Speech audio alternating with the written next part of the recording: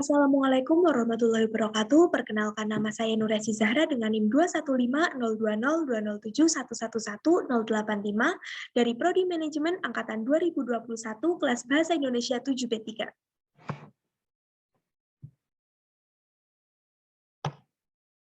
Pada kesempatan kali ini, saya akan mempresentasikan mengenai artikel ilmiah yang saya tulis untuk memenuhi ujian akhir semester 1 Bahasa Indonesia dengan judul Pengaruh Literasi Keuangan Terhadap Manajemen Keuangan Mahasiswa. Di sini ada 5 bagian yang akan saya bahas. Yang pertama ada pendahuluan yang berisi latar belakang, rumusan masalah, tujuan dan manfaat. Yang kedua ada tinjauan pustaka mengenai studi terdahulu dan juga landasan teori. Yang ketiga ada metode penelitian. Yang keempat ada hasil dan pembahasan. Dan yang kelima ada penutup berupa kesimpulan dan saran. Next ada pendahuluan. Yang pertama ada latar belakang masalah. Akhir-akhir ini, literasi keuangan menjadi salah satu studi kasus yang cukup menarik perhatian. Kenapa? Hal ini dikarenakan literasi keuangan masyarakat Indonesia yang masih rendah. Survei yang dilakukan oleh Otoritas Jasa Keuangan pada tahun 2019, Indeks Literasi Keuangan Indonesia bernilai 38,03% dan Indeks Inklusi Keuangan 76,19%. Keadaan ini membuat Indonesia menjadi salah satu yang terendah di ASEAN. Yang mana pada tahun 2019, Indeks Inklusi Keuangan Singapura sudah mencapai 98%, Malaysia 85%, dan Thailand 82%. Hal ini tentunya membuat tantangan tersendiri bagi OJK untuk mengedukasi kepada masyarakat mengenai literasi keuangan. Selain itu, bukti rendahnya literasi keuangan juga ditemukan pada kalangan mahasiswa. Banyak mahasiswa yang belum bisa mengelola keuangan dengan stabil. Hal ini karena pengetahuan dalam literasi keuangan juga disebabkan karena minimnya edukasi personal finance di universitas. Hal tersebut tentu bisa membawa mahasiswa dalam masalah keuangan. Berdasarkan latar belakang yang sudah saya paparkan, terdapat 3 rumusan masalah yang saya angkat dalam artikel ilmiah ini. Yang pertama adalah bagaimana pemahaman literasi keuangan pada mahasiswa. Yang kedua, apakah literasi keuangan mempengaruhi manajemen keuangan mahasiswa. Yang ketiga, apakah edukasi personal finance sudah diajarkan secara maksimal di universitas? Berdasarkan rumusan masalah tersebut, tujuan dari penulisan artikel ilmiah ini yaitu yang pertama, memaparkan pemahaman literasi keuangan pada mahasiswa, yang kedua, mengetahui pengaruh literasi keuangan terhadap manajemen keuangan mahasiswa, dan yang ketiga adalah mengetahui maksimalisasi edukasi personal finance di universitas. Kemudian, manfaat dari penulisan artikel ilmiah ini diharapkan dapat meningkatkan pemahaman mahasiswa dan pengetahuan masyarakat terkait pentingnya literasi keuangan. Sebagai generasi muda, kita sebagai mahasiswa harus memiliki pengetahuan di bidang personal finance yang dapat membantu dalam mengatur keuangan dengan baik dan bijak, serta tidak mengalami kesulitan di masa yang akan mendatang.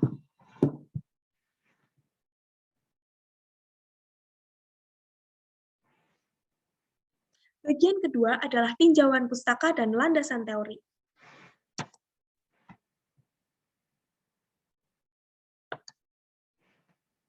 Jadi, ada 2 studi terdahulu yang saya gunakan sebagai tinjauan pustaka dalam penulisan artikel ilmiah saya. Yang pertama, ada analisis literasi keuangan dari Jurnal Ekonomi dan Bisnis Islam yang ditulis oleh Huriyatul Akmal dan Yogi Eka Saputra pada tahun 2016, dan juga pengaruh literasi keuangan terhadap perilaku keuangan mahasiswa program studi pendidikan ekonomi Universitas Pamulang yang ditulis oleh Badrus Soleh pada tahun 2019.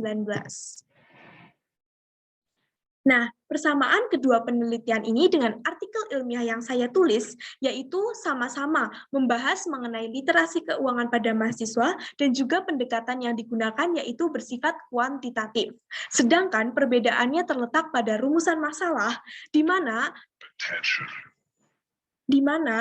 artikel ilmiah yang saya tulis tidak hanya terfokus pada tingkat literasi keuangan atau pengaruhnya saja, melainkan dibahas semuanya.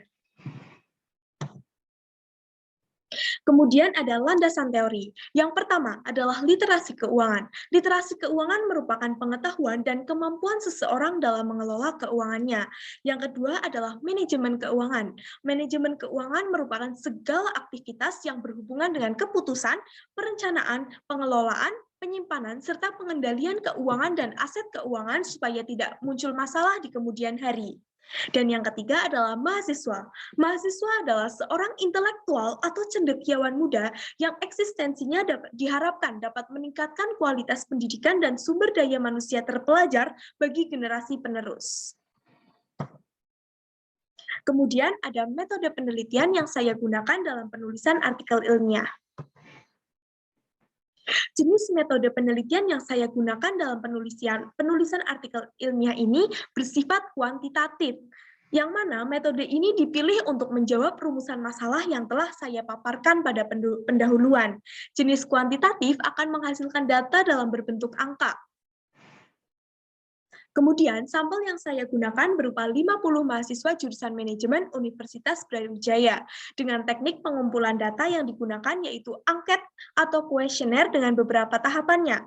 Tahapannya yang pertama ada menentukan beberapa pertanyaan mengenai kuesioner, yang kedua adalah membuat kuesioner menggunakan platform online, yang ketiga adalah menjadikan kuesioner dalam bentuk tautan, yang keempat adalah membagikan tautan kuesioner kepada responden menggunakan email dan juga aplikasi WhatsApp dalam batasan waktu tertentu untuk mencapai target.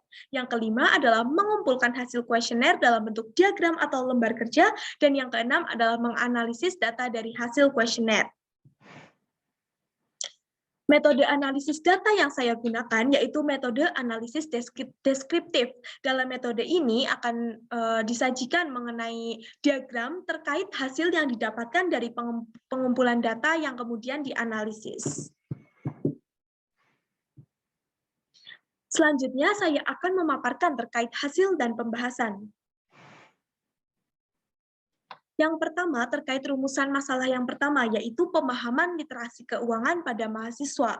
Pengetahuan dan pemahaman mengenai literasi keuangan seseorang dapat diukur menggunakan beberapa indikator pengetahuan. Ada beberapa tolak ukur yang saya gunakan untuk mengetahui seberapa jauh tingkat literasi keuangan mahasiswa, yakni skala prioritas hidup, pencatatan anggaran, pengelolaan keuangan, tabungan, memahami investasi ataupun asuransi, dan perilaku keuangan. Berdasarkan hasil kuesioner yang telah saya bagikan, banyak indikator dengan presentase lebih tinggi, tetapi masih terdapat beberapa yang perlu ditingkatkan. Berikut saya sajikan mengenai diagram dari hasil penelitian terhadap 50 mahasiswa jurusan manajemen Universitas Brawijaya. Dari hasil penelitian, kita bisa lihat dalam diagram 1 bahwa sebanyak 88% mahasiswa mengetahui prioritas penggunaan uang yang mereka miliki. Kemudian berdasarkan diagram 2, tersebesar 82% mahasiswa merasa perlu membuat anggaran keuangan dan mencatat setiap pengeluaran sehari-harinya.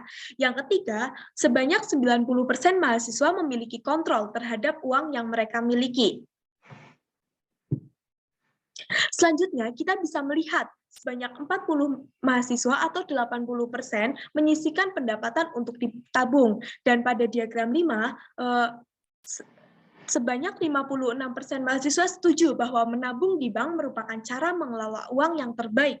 Yang keenam, sayangnya pemahaman tentang investasi dan sudah mulai berinvestasi untuk masa depan hanya dilakukan oleh 36% mahasiswa, yang mana terdapat 64% mahasiswa yang belum paham tentang investasi dan juga belum mulai berinvestasi.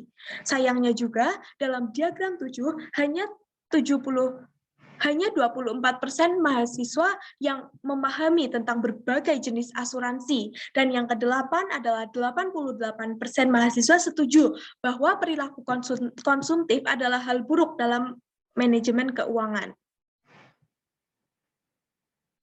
Jadi, dari hasil penelitian yang sudah saya paparkan tadi, dapat kita tarik bahwa pemahaman sebagian besar mahasiswa mengenai literasi keuangan cukup baik. Hal ini terlihat dari banyaknya indikator dengan persentase setuju lebih besar, namun masih terdapat pengetahuan yang minim, yakni asuransi dan investasi.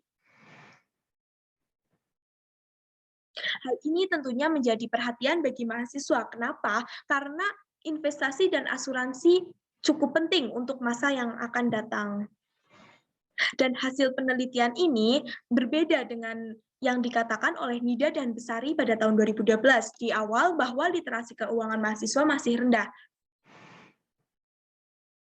Rumusan masalah yang kedua adalah pengaruh literasi keuangan terhadap manajemen keuangan.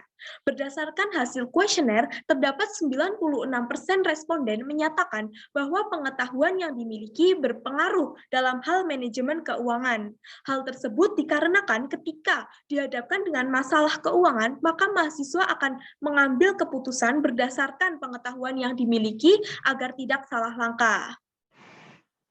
Jika mahasiswa tidak memiliki literasi keuangan yang baik, maka bisa terkena berbagai masalah dan konflik keuangan.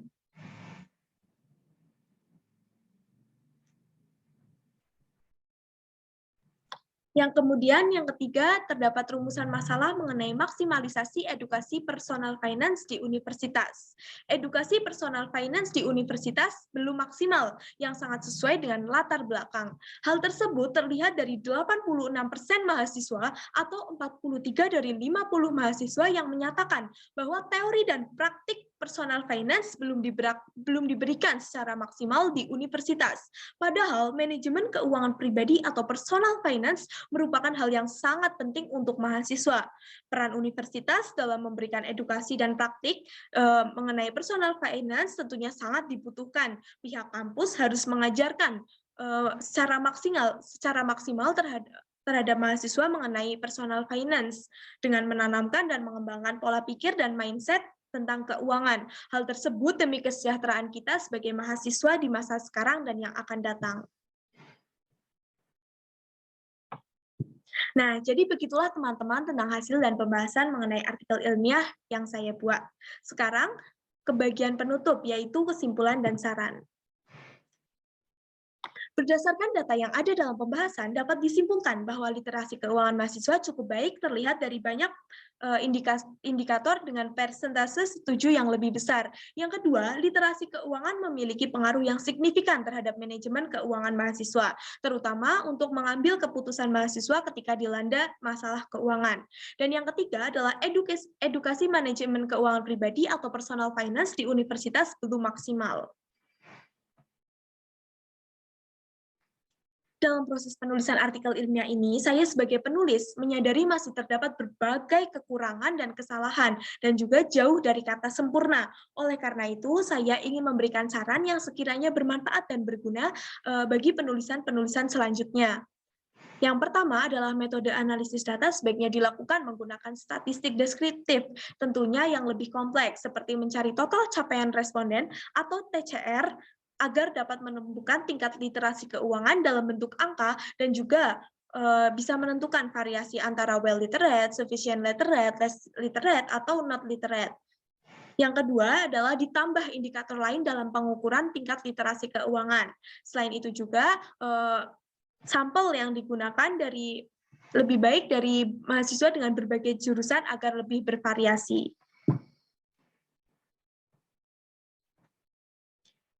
Sekian teman-teman mengenai presentasi artikel ilmiah saya. Apabila saya dalam penyampaiannya terdapat berbagai kata yang kurang berkenan, saya mohon maaf. Terima kasih. Wassalamualaikum warahmatullahi wabarakatuh.